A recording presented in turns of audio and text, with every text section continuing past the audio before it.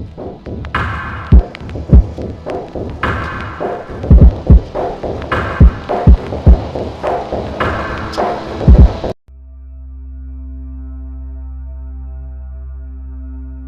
किशन को देर तक काम पर रुकना था। चौकीदार ने आज छुट्टी ले ली थी क्योंकि उसके किसी रिश्तेदार के यहाँ शादी थी। किशन एक कारखाने में काम करता था, पर आज रात उसे काम के साथ साथ चौकीदारी भी करनी थी। सब लोग 11 बजे ही अपने अपने घर के लिए निकल चुके थे, पर अब रात के 12 बज चुके थे। अब सिर्फ किशन उस कारखाने में बचा था। लेकिन किशन का एक दोस्त भी था, रघु, जो उसी कारखाने में काम करता था। उसे अपने दोस्त किशन को अकेले कारखाने में छोड़कर जाने का मन नहीं कर रहा था, इसीलिए रघु भी किशन के साथ ही कारखाने में रुक गया। अब दोनों दोस्त बारी बारी पहरा देने लगे। तभी उन दोनों ने सोचा कि एक काम करते हैं, कारखाने के आसपास भी थोड़ा चक्कर लगाकर आ जाते हैं। हम दोनों की नींद भी कम हो जाएगी, थोड़ी सुस्ती दूर होगी, उसके बाद दोबारा अपने काम में लग जाएंगे। एक दिशा में रघु गया और एक दिशा में किशन निकल पड़ा। पूरा इलाका कारखाने का था, इसीलिए रात 12 बजे के बाद पूरी तरह से सुनसान हो जाया करता था। इसीलिए चोरों का भी डर बना रहता था। ये सारे कारखाने एक बड़े से नाले के किनारे पर थे। आसपास काफी बड़े बड़े पेड़ थे, लेकिन फिर भी उस नाले की वजह से उस इलाके में चारों तरफ मनहूसियत ही फैली रहती थी। ये नाला काफी बदनाम था क्योंकि आए दिन यहाँ किसी न किसी की लाश पड़ी रहती थी। कई बार तो ये लाशें इतनी ज्यादा कटी फटी हालत में मिलती थी कि उस मरे हुए इंसान को पहचानना तक मुश्किल हो जाता था। पुलिस भी इस तरह के अपराधों में सिर्फ हाथ मलकर रह जाती थी, क्योंकि आज तक पुलिस ये पता नहीं लगा पाई थी कि आखिर इन हत्याओं के पीछे कौन है।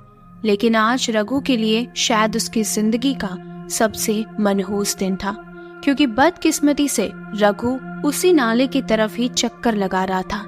शायद नींद में होने की वजह से रघु ये भूल गया था कि वो कहाँ जा रहा है। उस रास्ते पर थोड़ा सा आगे जाते ही रघु को ऐसा लगा जैसे उसने किसी के रोने की आवाज सुनी है। लेकिन जब उसने गौर करके दोबारा उस आवाज को सुनने की कोशिश की तो अचानक से वो आवाज आनी बंद हो गई। वो एक पल के लिए निश्चिंत होकर सोचने लगा, शायद उसका वहम होगा, और रघु ये सोचकर आगे बढ़ने लगा। लेकिन तभी उसे किसी औरत की चूड़ियों और पायल के खनकने की आवाज आने लगी, पर रघु को कोई भी दिखाई नहीं दे रहा था। परेशान होकर रघु पीछे मुड़ा, लेकिन उसके पीछे भी कोई नहीं था। जब रघु को अपने आसपास कोई दिखाई नहीं दिया तो वो घबराते हुए आगे बढ़ने लगा, लेकिन वो पायल की और चूड़ियों की आवाज अब भी लगातार आ रही थी। अब रघु काफी घबरा गया था। चलते चलते रघु को ऐसा महसूस हुआ जैसे उसके कदमों के साथ साथ किसी और के कदम भी उसके साथ चल रहे हैं, क्योंकि उसके हर कदम के साथ ताल मिलाकर पायल और चूड़ी खनक रही थी। और अब तो रघु को किसी औरत की सिसकियां भी सुनाई देने लगी। तभी अचानक रघु को याद आया कि उसके बड़े बुजुर्ग हमेशा कहते थे कि अगर रात में तुम्हें कभी भी पीछे से कोई आवाज आए तो मुड़कर नहीं देखना चाहिए। लेकिन काश रघु को ये बात पहले याद आ जाती, क्योंकि अब तो वो पीछे मुड़कर देख चुका था।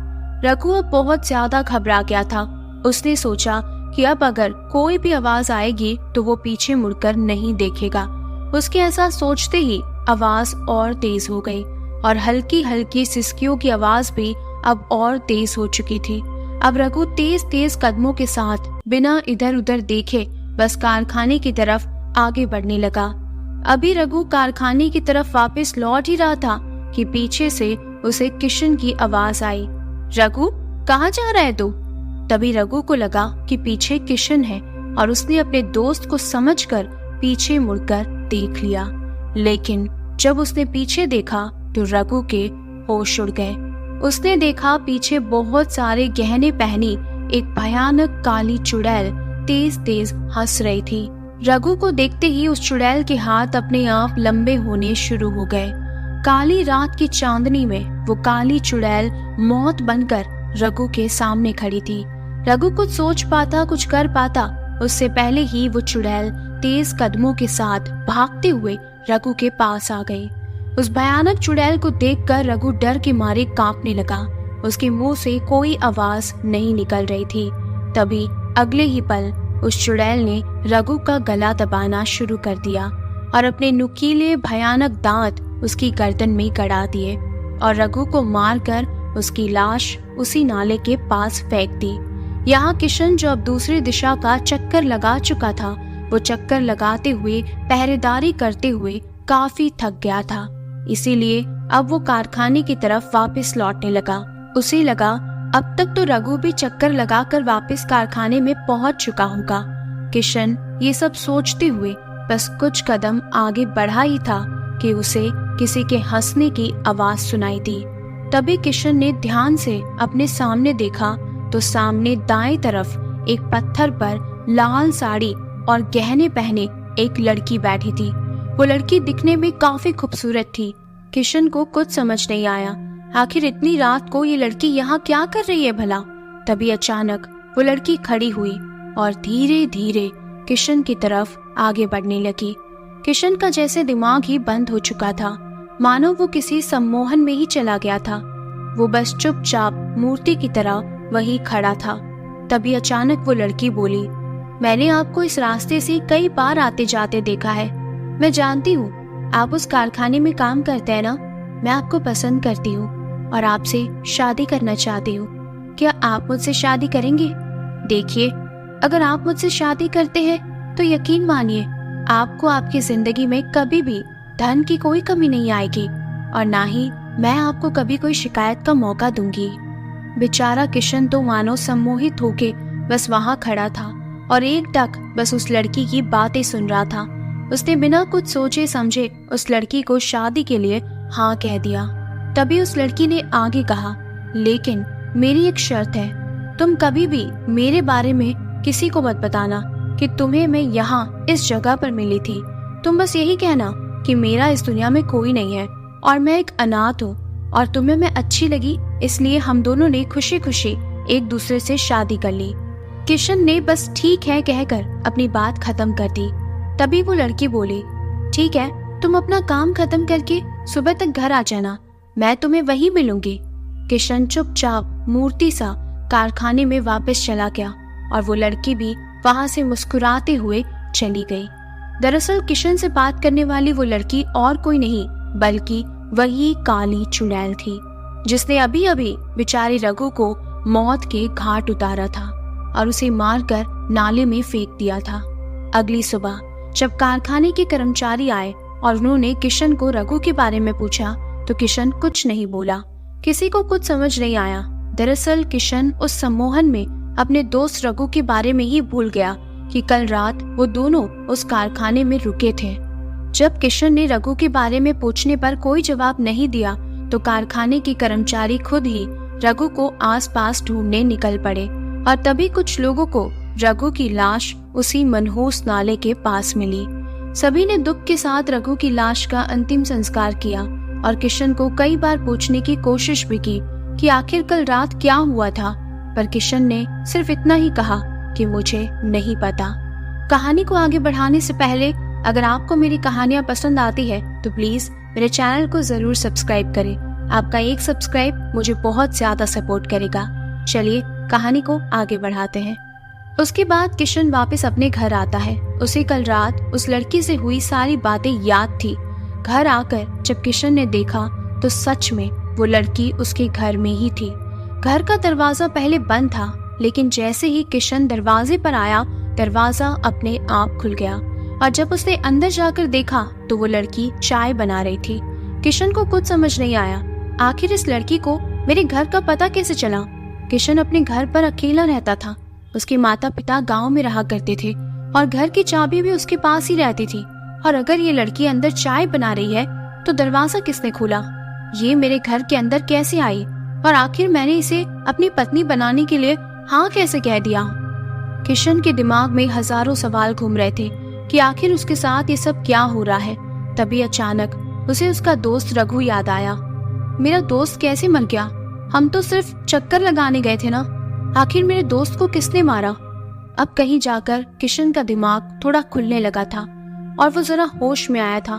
वो कुछ और सोचता समझता उससे पहले ही वो लड़की चाय लेकर किशन के पास आ गई और कहने लगी, आ गए आप? थक गए होंगे ना, ये लीजिए आपकी चाय। तभी किशन ने उस लड़की से कहा, तुम्हें मेरे घर का पता कैसे चला और दरवाजा किसने खोला? घर पर तो ताला था ना, तुम्हारे पास चाबी कैसे आई? और जब मैं घर के दरवाजे पर आया तो दरवाजा अंदर से बंद था और तुम भी अंदर थी, तो दरवाजा किसने खोला? तभी वो लड़की बोली, अरे आप भी ना, मैंने आपको बोला तो था, मैं आपको रोज रास्ते से आते जाते देखती थी, बस इसलिए मुझे आपके घर का एड्रेस पता चल गया। अब बाकी सवालों के जवाब मैं आपको बाद में दूंगी। आप चाय पी लीजिए, ठंडी हो रही है और मुझे घर का इतना सारा काम करना है, खाना बनाना है। चलिए अब मैं काम निपटा लेती हूँ। वो लड़की पहले ही दिन से किशन की पत्नी बनकर रहने लगी। किशन को कुछ भी समझ नहीं आ रहा था, हजारों सवाल उसके दिमाग में घूम रहे थे, लेकिन वो लड़की किशन का बहुत ख्याल रखती और किशन को भी धीरे धीरे ऐसा लगने लगा कि ये लड़की दिल की अच्छी है, शायद भगवान ने ही इसे मेरी जिंदगी में भेजा है।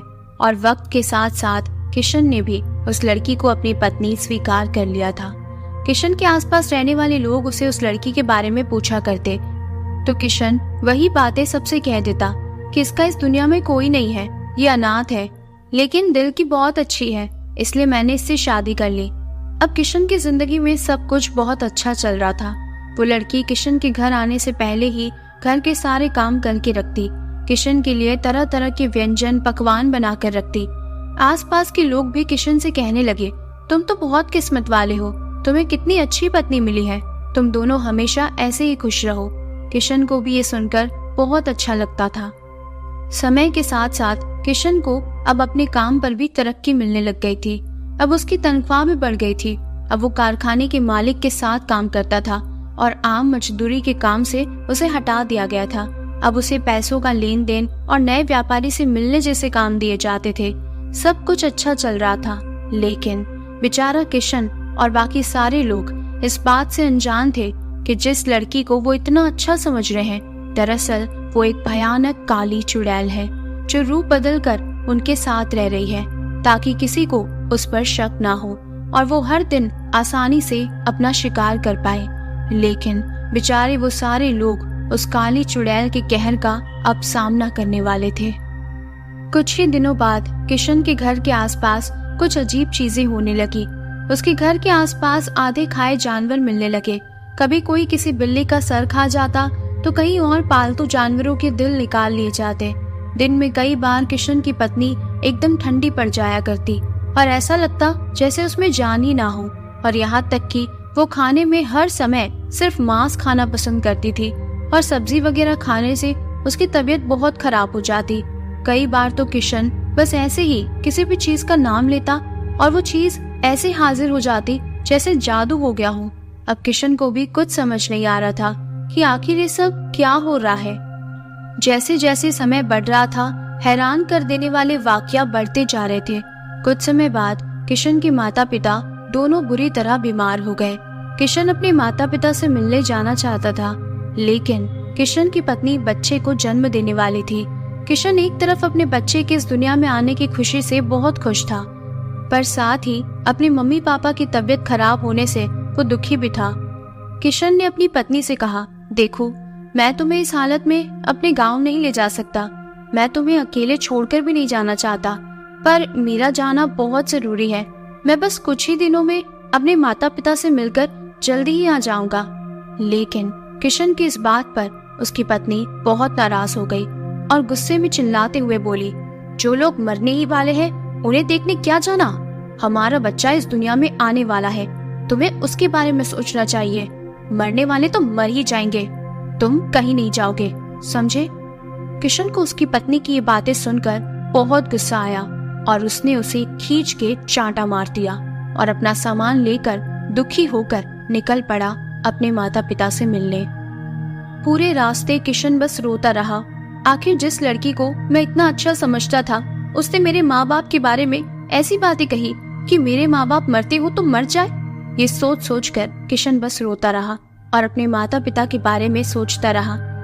यहाँ गांव पहुँचते ही किशन को मालूम हुआ कि उसके माता पिता उसे याद करते हुए कल रात ही अपने प्राण छोड़ चुके हैं। अब किशन अपने रिश्तेदारों के साथ घर में बैठा उनका मातम मना रहा था। जोर जोर से रो रहा था। वो इस सदमे को बर्दाश्त नहीं कर पा रहा था। वो एक आखिरी बार अपने माता पिता से बात करना चाहता था, उनके साथ रहना चाहता था, पर अब काफी देर हो चुकी थी। यहाँ किशन अपने माता पिता के लिए दुखी हो ही रहा था कि अचानक उसने देखा कि उसकी बीवी भी वहां आ गई है। एक पल को तो किशन को अच्छा लगा कि शायद उसकी पत्नी को अपनी गलती का एहसास हो गया होगा, पर दूसरे ही पल वो हैरान हो गया कि आखिर वो यहाँ आई कैसे। उसने तो उसे अपने गांव का पता कभी नहीं बताया था, पर मौके की नजाकत को देखते हुए बात ज्यादा ना बढ़े, इसीलिए वो चुप ही रहा। किशन के माँ बाप के अंतिम संस्कार के लिए अगला दिन तय हुआ। रात भर उन दोनों के शरीर को बर्फ पर लेटाकर वहीं रखा गया। किशन अपने माता पिता के पास बैठकर आंसू बहा ही रहा था कि उसकी पत्नी ने जिद करके सारे रिश्तेदारों और किशन को वहां से जाकर आराम करने के लिए कहा और उनसे कहा कि वो किशन के माता पिता के पास बैठी रहेगी और उनका ख्याल रखेगी। किशन की पत्नी के बहुत ज्यादा कहने पर सभी लोग वहां से चले गए। अब कमरे में सिर्फ किशन की पत्नी और बर्फ पर रखी वो 2 लाशें थी। रात काफी हो चुकी थी। दुख और परेशानी की वजह से किशन को नींद नहीं आ रही थी। उसने सोचा कि क्यों ना वो भी कुछ पल उस कमरे में अपनी बीवी और माता पिता के शरीर के पास ही बैठे। शायद इसी बहाने कुछ पल के लिए ही सही, पर उसका छोटा सा परिवार एक साथ बैठ तो पाएगा। ये सोचकर वो वापस उसी कमरे में पहुंचा तो वहां का दृश्य देखकर उसका खून जम गया। बर्फ की सीढ़ियों पर उसके माता पिता की आधी खाई हुई लाशें पड़ी थी। पूरा कमरा खून से भरा हुआ था। उसने बहुत ढूंढा पर उसकी पत्नी उसे कहीं नहीं मिली। गांव वाले और किशन के सभी रिश्तेदार हैरान थे कि आखिर ये सब किसने किया और किशन की पत्नी कहाँ चली गई। क्या किसी ने उसका अपहरण कर लिया? और वो तो बेचारी गर्भवती भी है।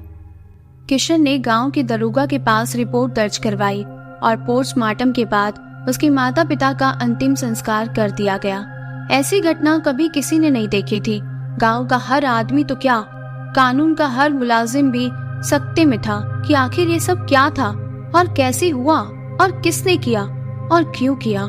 सवाल तो कई थे पर जवाब एक भी नहीं था। कुछ दिन बाद भारी मन से किशन अपने घर की तरफ निकल पड़ा।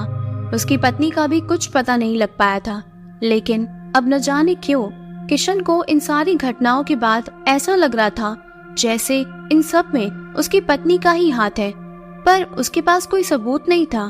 खैर, अब वो सफर तय करके दोबारा अपने घर वापस लौटा तो उसने देखा कि उसकी पत्नी तो घर पर पहले से मौजूद है। किशन को गुस्सा आया और उसने उससे कहा, तुम बिना बताए यहाँ क्यों आ गई?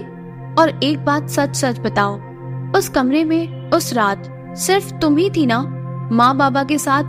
बताओ, किसने मेरे माँ बाबा का ऐसा हाल किया? बोलो। किशन गुस्से से चिल्लाते हुए बोल रहा था, लेकिन उसकी पत्नी बस चुपचाप खड़ी सुन रही थी और उसने किशन की किसी भी बात का कोई जवाब नहीं दिया। अपनी पत्नी की इस तरह की चुप्पी को देखकर कहीं न कहीं अब किशन का शक यकीन में बदल गया था कि हो ना हो इन सब के पीछे मेरी पत्नी का ही हाथ है। इसने ही सब कुछ किया है, लेकिन मेरे पास कोई सबूत नहीं है। कैसे साबित करूं कि यही सब कुछ कर रही है? और कहीं मैं गलत तो नहीं सोच रहा? अगर इन सब के पीछे मेरी पत्नी नहीं हुई तो? इन्हीं सब चीजों में उलझकर किशन अपने बेड पर चुपचाप सोने चला गया। किशन बस यही सोच रहा था, अगर इनके पीछे यही हुई तो मैं इसे रंगे हाथ पकड़ना चाहता हूँ। अब उस हादसे को हुए लगभग 6 महीने बीत चुके थे और किशन की पत्नी कुछ ही महीनों में माँ बनने वाली थी। एक रात किशन अपने कमरे में सो रहा था, लेकिन उसे नींद नहीं आ रही थी। रात के करीबन 1 बज चुके थे। करवट बदलते बदलते किशन ने अपने बिस्तर पर देखा तो उसकी पत्नी वहां नहीं थी। वो बिस्तर से अपनी पत्नी को ढूंढने के लिए उतरा तो घर में उसकी पत्नी के गुनगुनाने की आवाज आ रही थी। उसने ध्यान से सुना तो वो आवाज बाथरूम से आ रही थी।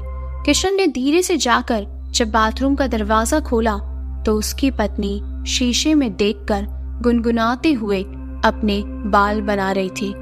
जब किशन ने उसे ध्यान से देखा तो उसका चेहरा पूरी तरह से बदल चुका था। एकदम काली और घिनौनी शक्ति वो इस समय अपने चुड़ैल वाले खौफनाक रूप में आ चुकी थी। सामने दीवार पर लगे शीशे में वो दिखाई ही नहीं दे रही थी। कुछ पल के लिए तो किशन डर से वहीं जम गया, पर जल्द ही वो पूरी तरह से ये समझ चुका था कि उसके माँ बाप की लाशों का बुरा हाल करने वाली यही चुड़ैल है। गुस्से में किशन अपने हाथ में जो भी सामान आ रहा था वो उस चुड़ैल पर फेंक कर उसे मारने लगा। उस चुड़ैल के सिर पर चोट लगी, लेकिन किशन बस अपनी पूरी ताकत से उस पर चीजें फेंक कर उसे मारता रहा। वो उस चुड़ैल से अपने माँ बाबा की उस हालत का बदला लेना चाहता था। तभी वो चुड़ैल चिल्लाते हुए उस घर से बाहर भागने लगी, लेकिन किशन अब भी उस पर वार करते जा रहा था। अब किशन के माँ बाप और बीवी के साथ साथ उसकी बाप बनने की उम्मीद भी खत्म हो चुकी थी। किशन पूरी तरह टूट चुका था, क्योंकि उसकी पत्नी ही वो खौफनाक चुड़ैल थी। अब उसका शहर में मन ही नहीं लगता था, इसीलिए किशन अब वो शहर छोड़कर वापस अपने गांव चला आया। यहाँ गांव में अब भी सबको यही लगता था कि किशन की पत्नी गायब हो गई थी और वापस कभी मिली ही नहीं। किशन अब वहीं एक छोटी सी दुकान खोलकर अपनी माँ बाबा वाले घर में रहने लगा। इधर वो चुड़ैल भी गुस्से से पागल थी और किशन से अपना बदला लेना चाहती थी। वो भी उसके पीछे पीछे उसके गांव आ गई और वहाँ के शमशान में रहने लगी। अब देर रात को वो वही गांव में भटकती रहती और किशन से बदला लेने की ताक में रहती। कुछ वक्त बाद एक भयानक रात को उसने एक बच्चे को जन्म दिया, लेकिन ये कोई आम बच्चा नहीं था, बल्कि एक खतरनाक शैतान था। उसकी शक्ल बहुत ही भयानक थी। वो किसी भी इंसानी बच्चे से काफी बड़ा और काफी भारी था। उस भयानक रात में ये तय कर पाना मुश्किल था कि वो बच्चा ज्यादा काला है या रात। पैदा होते ही वो एक भयानक तरीके से रो रहा था और अपने दांतों को निकालकर अपनी चुड़ैल माँ से चिपक कर उसका खून पीने लगा। वो चुड़ैल दर्द से चिल्लाने लगी, लेकिन वो अपने शैतानी बच्चे को खून के अलावा और पिला भी क्या सकती थी। अपने बेटे की इस हरकत को देखकर उस चुड़ैल के चेहरे पर एक शैतानी हंसी छा गई। वो बच्चा उस चुड़ैल का लहू पीता रहा, लेकिन उस चुड़ैल का खून जहरीला था। उसे पीते ही वो बच्चा जिंदा नहीं रह पाया और उसका शरीर एकदम नीला पड़ गया और तड़प तड़प कर उस बच्चे ने वहीं दम तोड़ दिया। उसके मरते ही एक अजीब सी बात हुई कि वो बच्चा बिना जले ही बुरबुरा कर बस राख में बदल गया। अब उसकी जगह सिर्फ उसकी खाक बची थी। वहां जलती चिताओं के बीच वो चुड़ैल दुख और गुस्से से बिल्कुल पागल हो चुकी थी। उसने उसका अपना खून अपने शैतानी बच्चे की राख और मुर्दों का मांस मिलाकर एक पुतला बनाया। वो पुतला उसके बच्चे से भी ज्यादा खूंखार और भयानक था। उसने उस पुतले को वहां जलती चिताओं पर देर रात तक पकाया और अपने काले जादू से उसमें जान फूंक दी। उस चुड़ैल ने अपनी भयानक काली विद्या से उस बच्चे को तैयार किया था। उसने उस बच्चे को अपनी गोद में उठाया। वो एक भयानक अमावस्या की रात थी। उसके बच्चे में जान फूंकते ही वो चुड़ैल अपनी शक्ति और बढ़ती हुई महसूस करने लगी। अब उस चुड़ैल ने सोचा कि मैं सिर्फ किशन से ही नहीं बल्कि इस पूरे गांव से बदला लूंगी। और अब वो चुड़ैल अपने बेटे को भी उस पूरे गांव को बर्बाद करने के लिए तैयार करने लगी। वो चुड़ैल कठिन साधना में लग गई, क्योंकि उसे अपने बच्चे को और भी ज्यादा ताकतवर बनाना था। अब उस चुड़ैल और उस बच्चे के उस गांव में रहने की वजह से पूरे गांव में मनहूसियत छा गई थी। गांव अपने आप बर्बाद होने लगा। जानवर खुद ब खुद बीमार होने लगे। उन्हें अजीब सी बीमारियां होने लगी। जानवरों की मरने की तादाद बढ़ने लगी। लोगों की हालत खराब होने लगी। यहाँ वहाँ कहीं भी लाशें पड़ी रहती। लोग आपस में बिना बात के लड़ने लगे। एक समय शांति से रहने वाला वो गांव आज नरक बन चुका था। हर अमावस्या की रात को उस चुड़ैल का बच्चा हर दुकान में जाता और अपनी भयानक आवाज में कहता कि अब हम दोनों किसी को नहीं छोड़ेंगे, हम हमारा बदला लेकर रहेंगे। दुकान वाले उस भयानक बच्चे को देखकर बहुत ज्यादा डर जाते थे। माहौल ऐसा हो गया था कि लोगों ने अमावस के दिन दुकानें खोलना ही बंद कर दिया था, क्योंकि उन्हें डर रहता था कि वो भयानक बच्चा उनके दुकान पर आएगा और कहेगा कि हम तुमसे बदला लेकर रहेंगे। एक दिन उस गांव में एक बड़े तांत्रिक बाबा का आना हुआ। गांव की जमीन पर कदम रखते ही बाबा समझ गए कि यहाँ कोई खतरनाक शक्तियाँ रह रही है और आने वाला समय इस गांव के लिए बहुत खराब है और उनके बस में इन शक्तियों से लड़ना नहीं है। तभी कुछ गांव वालों ने उन तांत्रिक बाबा को देखा और उनके चरणों में गिर पड़े और उनसे कहने लगे, हे बाबा, आप हमें उन बुरी शक्तियों से निजात दिलाइए। तभी उन तांत्रिक बाबा ने कहा, अमावस्या आ रही है और उस अमावस को उनकी शक्तियाँ और भी ज्यादा बढ़ जाएगी और तब उन्हें मारना बिल्कुल भी संभव नहीं हो पाएगा।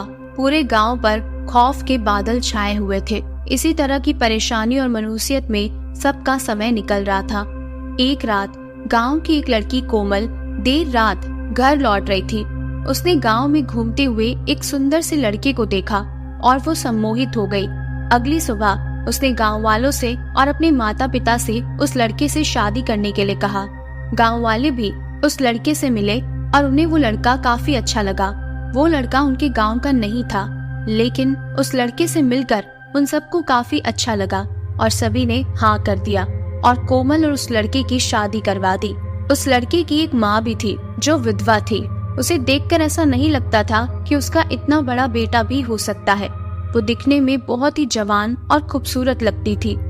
कोमल चाहती थी कि उसकी सास को जीने का एक और मौका मिले और क्योंकि किशन गांव का सबसे शरीफ आदमी था तो सब लोग सोच रहे थे कि अगर इन दोनों का घर बस जाए तो इससे अच्छी बात और क्या होगी।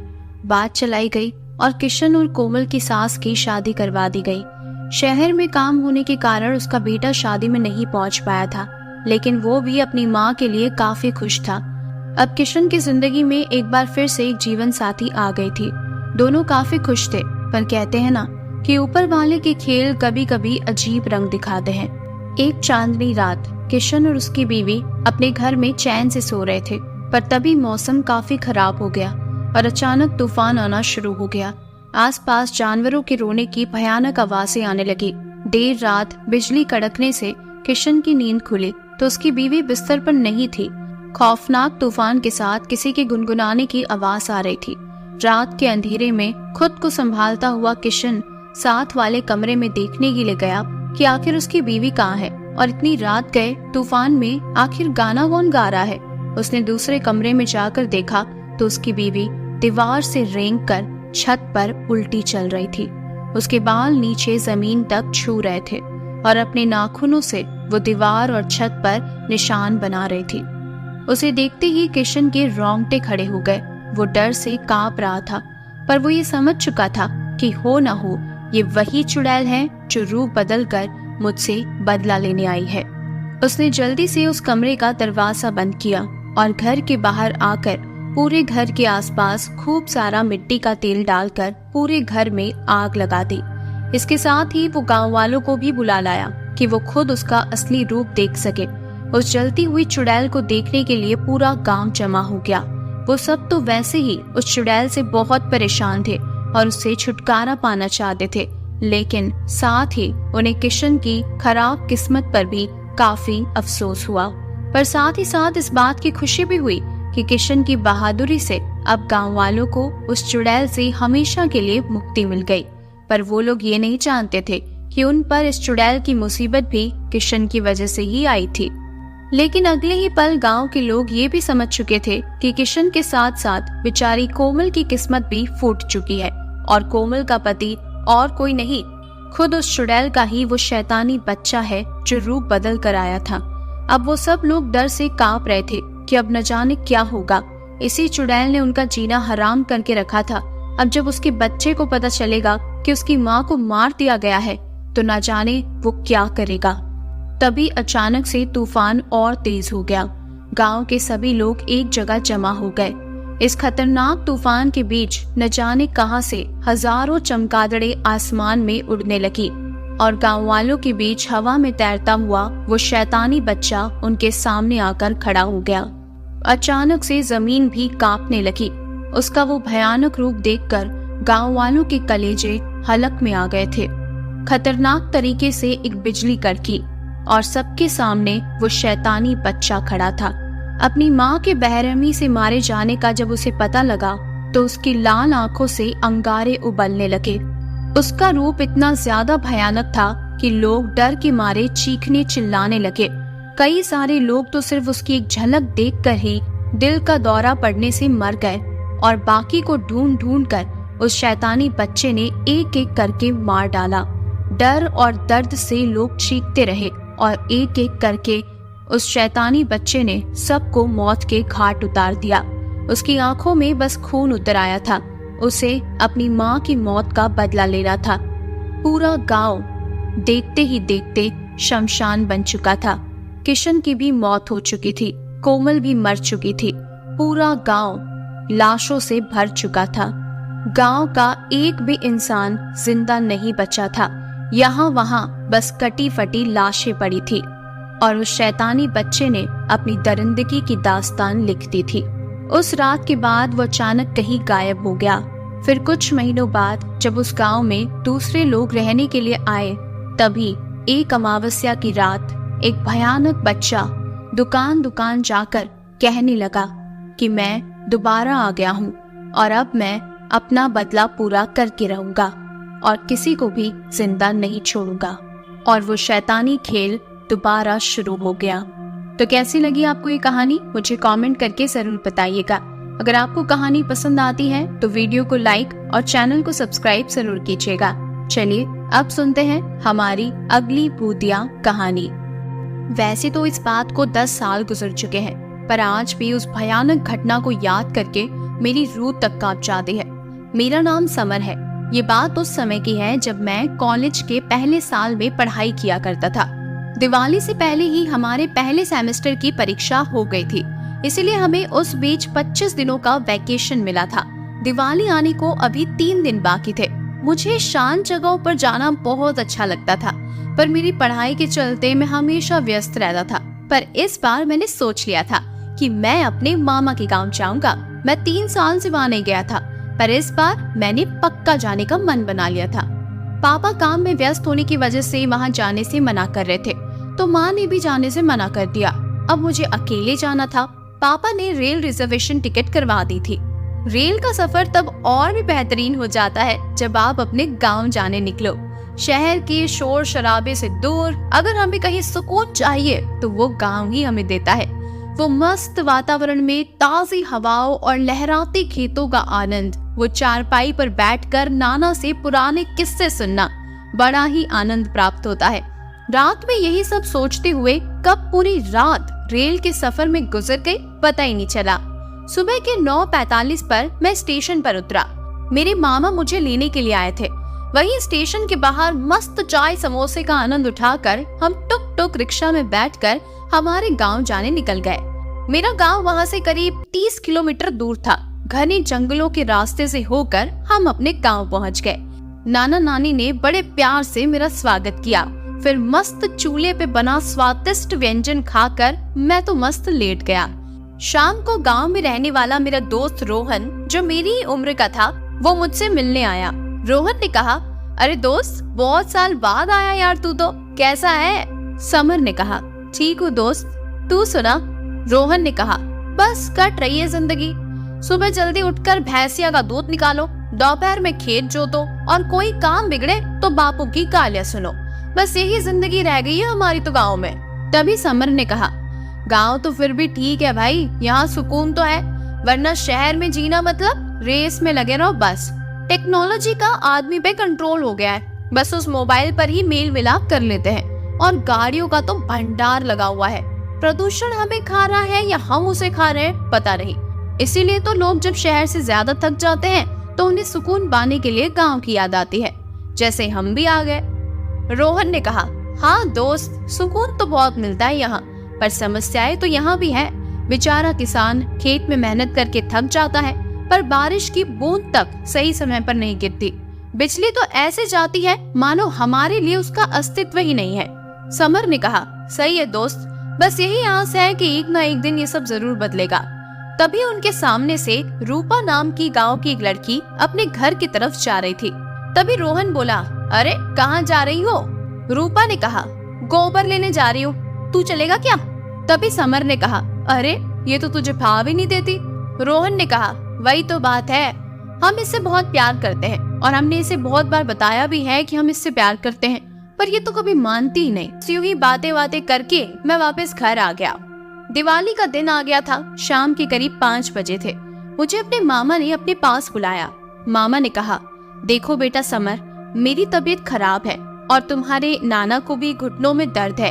क्या तुम जाकर दूसरे गांव के पास आई एक डेयरी में दूध दे आओगे क्या? उन्हें दिवाली के लिए थोड़ा ज्यादा दूध चाहिए और उन्होंने मुझे बड़ी उम्मीद से कहा है। अगर हम उनके पास दूध नहीं पहुंचाएंगे तो उन्हें बुरा लगेगा। समर ने कहा, अरे हाँ मामा, क्यों नहीं, जरूर जाऊंगा मैं। रोहन को साथ लेकर उसके साथ मैं मोटरसाइकिल पर चला जाता हूँ। कुछ देर बाद दोनों दूध के कैन लिए मोटरसाइकिल पर बैठ गए थे। दूसरे गांव के लिए निकल चुके थे, जो वहां से अब 20 किलोमीटर दूर था। दूध देने के बाद हम दोनों करीब 6:30 बजे वापस आने के लिए निकले ही थे कि हमारी मोटरसाइकिल खराब हो गई। उसकी खराबी दूर करते हुए मैकेनिक को 8 बज गए और रात हो चुकी थी। तभी मैंने कहा, यार इस मोटरसाइकिल की वजह से हमें देर हो गई। दिवाली के रात के आधे मजे तो इसी ने खराब कर दिए। अब वापस जाते हुए भी देर हो जाएगी। मैंने अपना मोबाइल निकाला और मैप पर जल्दी पहुंचने का दूसरा रास्ता खोजने लगा। तभी मैंने कहा, अरे यार, यहाँ पर तो एक शॉर्टकट रास्ता भी है, तूने बताया क्यों नहीं? देख, मैंने ढूंढ लिया, वहीं से चलते हैं। रोहन ने कहा, नहीं यार, वो तो मुझे भी पता है, पर हम ना उस रास्ते से नहीं जा सकते।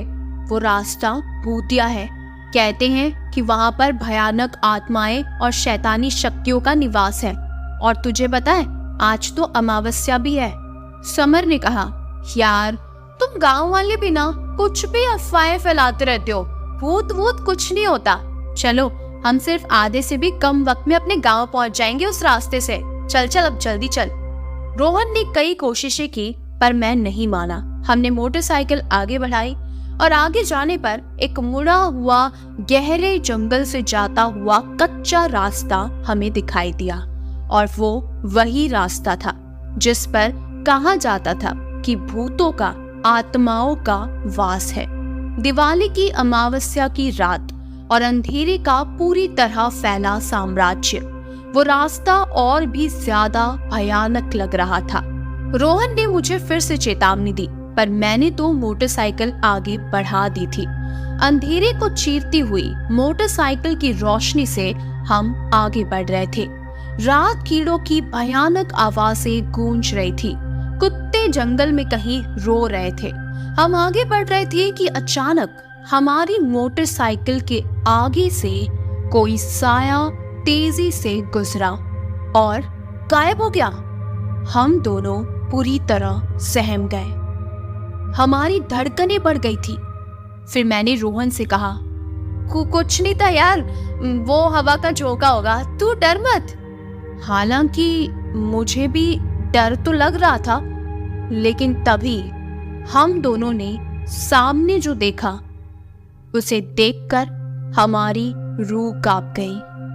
ठीक रास्ते के बीच में कोई खड़ा था, मुंह पर बाल ढके हुए, सफेद साड़ी पहने हुए। उसे देखकर हम काफी डर गए थे। तभी रोहन ने डरते हुए कहा, हमें माफ कर दो, वो हम गलती से इस रास्ते पर आ गए थे। प्लीज आत्मा जी, हमें बख्श दो, हम चुपचाप यहाँ से चले जाएंगे, प्लीज हमें जाने दो। तभी मैं मोटरसाइकिल से उतरा और चलते हुए उसकी तरफ आगे बढ़ा। रोहन ने मुझे काफी रोकने की कोशिश की, पर मैं अब उसके पास पहुंच चुका था। कहानी को आगे बढ़ाएंगे, लेकिन उससे पहले मेरी एक छोटी सी रिक्वेस्ट है। अगर आपको मेरी कहानियां पसंद आती है तो प्लीज मेरे चैनल को जरूर सब्सक्राइब कीजिए। चलिए अब कहानी को आगे बढ़ाते हैं। रोहन अभी भी डरते हुए कह रहा था, हे आत्मा, प्लीज मेरे दोस्त के दिमाग पर हावी मत होना। वो तो पागल है, उसे आपके बारे में नहीं पता है। प्लीज उसे कुछ मत करना, वो नया है, वो शहर में रहता है, उसे गांव के बारे में कुछ नहीं पता। तभी मैंने कहा, अबे डरपोक, ये सिर्फ एक पुतला है जो यहाँ किसी ने लोगों को डराने के लिए रखा हुआ है। रोहन ने भी आकर देखा, तब उसकी जान में जान आ गई। लेकिन पुतले पर कुछ लिखा हुआ था, खतरा। मैंने उस पुतले को उठाकर दूर फेंक दिया और हम फिर से आगे बढ़ गए। उसके बाद मैं जोर जोर से हंसने लगा। अंधेरे को चीरते हुए हमारी मोटरसाइकिल आगे बढ़ रही थी। तभी जैसे तूफान आया हो वैसे जोरों की हवाएं चलने लगी। रात कीड़ों की वो भयंकर आवाजें अब तेज हो गई थी। हमारी मोटरसाइकिल भी बंद पड़ गई थी। तभी एक तेज बिजली कड़की और उसके बाद सामने जो हमने देखा उसे देखकर हमारे रोंगटे खड़े हो गए। एक भयानक शरीर और 2 मुंह वाले एक सर चुड़ैल का, जिसके लंबे नाखून, मुंह चीरा हुआ, खून बहता हुआ, आंखें गुस्से से आग उगलती हुई, लंबे भयानक बाल बिखरे हुए, और दूसरा सर प्रेत का, लंबे भयानक नाखून, बड़ी भयंकर आंखें, लंबे भयानक कान और मुंह से निकलते नुकीले दांत। दोनों शैतानों के हाथ में खून से सनी हुई कुल्हाड़ी थी। उन्हें देखकर हम दोनों की हालत खराब हो गई थी। हम दोनों जोर से चिल्लाए। वो दोनों शैतानी आत्माएं हमें देखकर जोर से चिल्लाई, हमारी जगह आने की तुम दोनों की हिम्मत कैसे हुई? अब हम तुम दोनों को काट कर तुम्हारा मांस नोच लेंगे। ये सुनकर हम दोनों बहुत ज्यादा डर चुके थे। डरते हुए, कांपते हुए हम हमारी जान बचाने के लिए वहां से पूरी तेजी से दौड़े और जंगल में भागने लगे। वो भयानक शैतान हमारे पीछे थे और भयानक चिल्लाहट कर रहे थे। हम एक बड़े से पेड़ के पीछे छुप गए। हमने देखा वो हमें बुरी तरह खोज रहे हैं। हमारा बचना मुश्किल था। फिर उन्होंने हमें फिर से देख लिया और कुल्हाड़ी हमारी तरफ फेंक कर मारी, लेकिन किस्मत से हम दोनों बच गए। हम फिर से जान बचाकर दौड़ने लगे। अब हमारी सांसें फूल गई थी। हम और ज्यादा नहीं भाग पा रहे थे। हम डर के मारे कांप रहे थे। कहीं ना कहीं हम दोनों को लग रहा था कि आज हमारी मौत तय है। दौड़ते हुए मेरे दोस्त रोहन का पांव फिसल गया और वो पत्थरों पर जाकर टकरा गया और बेहोश हो गया। मैंने उसे जगाने की बहुत कोशिश की, पर वो नहीं उठ पाया। अब वो दोनों शैतान मेरे पीछे ही खड़े थे। वो मुझे मारने के लिए आगे बढ़े। वो मुझे मारने ही वाले थे, लेकिन मुझे गहरा सदमा लग गया। मैं उन्हें देख भी नहीं पा रहा था और मैं वहीं बेहोश हो गया। सुबह धीरे से मेरी आंखें खुली तो मैं अपने गांव के घर में था। मेरी मामा, नाना, नानी और गांव के कुछ लोग मेरे पास खड़े थे। मेरी आंखें खुलते ही मैंने सबसे पहले रोहन के बारे में उनसे पूछा। तभी उन सब ने कहा कि रोहन अब ठीक है। फिर मैंने उन सबको हमारे साथ जो कुछ भी हुआ वो सारी घटना बताई। तभी मेरे नाना ने कहा, बेटा तुम दोनों हमें गांव के बाहर बेहोश पड़े मिले थे। हमें तुम्हें पहले ही उस रास्ते के बारे में बता देना चाहिए था। तभी मैंने कहा, पर नाना जी हम तो वहां उस रास्ते पर थे ना, तो फिर हम गांव के बाहर कैसे आ गए? तभी नाना जी ने कहा, बेटा जो भी उस रास्ते पर जाता है वो कभी वापस लौट कर नहीं आता। उसकी मौत होना तय है। लेकिन तुम दोनों न जाने कैसे बच गए। ये तो भगवान का शुक्र है, कोई देवीय शक्ति ने ही तुम्हें बचाया है बेटा। तभी मामा ने कहा, बेटा वहाँ कई साल पहले एक बड़ा हादसा हुआ था। एक पति और पत्नी का एक्सीडेंट हो गया था। वो दोनों मारे गए थे और जिस दिन वो मरे वो दिन भी अमावस्या का था। तब से वहाँ कई सारी मौतें होने लगी और इसीलिए सब लोगों ने उस रास्ते से जाना बंद कर दिया। तभी मैं अपने मन ही मन सोचने लगा, रोहन ने मुझे मना किया था, पर मेरी जिद ने हम दोनों को खतरे में डाल दिया था। न जाने वो कौन सी शक्ति थी जिन्होंने हम दोनों की रक्षा की। ये तो सिर्फ एक रहस्य रह गया। लेकिन उस दिन के बाद आज तक उन भयानक चेहरों को मैं कभी भूल नहीं पाया। मैं जब भी गांव जाता हूँ तो उस भयानक रास्ते की तरफ देखता तक नहीं। कभी कभी जिंदगी में कुछ ऐसी चीजें होती है जिन्हें हम यकीन तो नहीं करना चाहते, पर वो होती है। तो कैसी लगी आपको ये कहानी, मुझे कमेंट करके जरूर बताइएगा। अगर आपको कहानी पसंद आती है तो मेरे चैनल को जरूर सब्सक्राइब कीजिए और वीडियो को लाइक कीजिए। इन दोनों में से आपको कौन सी कहानी सबसे ज्यादा अच्छी लगी, मुझे कमेंट करके जरूर बताइएगा। चलिए ऐसे ही और भी भूतिया, रहस्यमयी और डरावनी कहानियों को सुनने के लिए मेरे चैनल से जुड़े रहिएगा।